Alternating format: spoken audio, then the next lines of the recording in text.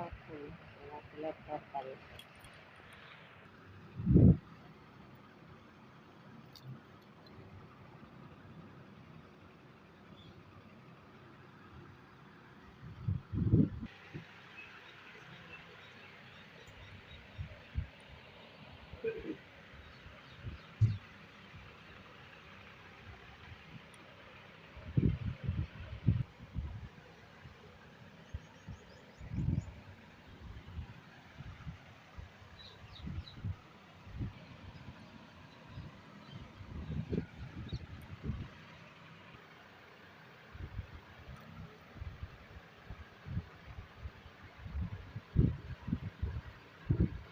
ফুলের তরকারি রান্নার জন্য জিরে, লঙ্কা, তেজপাতা ফোড়ন দিয়েছি। এরপরে একটু গরম মশলা দেবো, কেন নিরামিষ তো।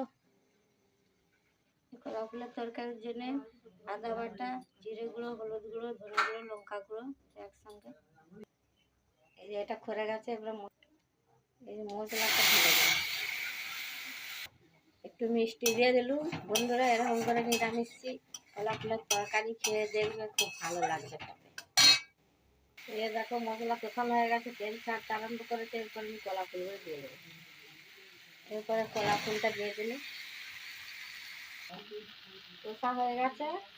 এরপরে জল দিয়ে দিচ্ছি, জল দিয়ে দিয়েছি, ওই ঢাকা দিয়ে দেবো। কলা মাছের তরকারি হয়ে গেছে, কলা মাছের তরকারি রেডি হয়ে গেছে। এই যে নামিয়ে দিয়েছি। রান্না হয়েছে বিরির ডাল, মাছের ঝাল, কলা মাছের তরকারি, আর হচ্ছে পটল দিয়ে কুঁদরি দিয়ে ভাজা।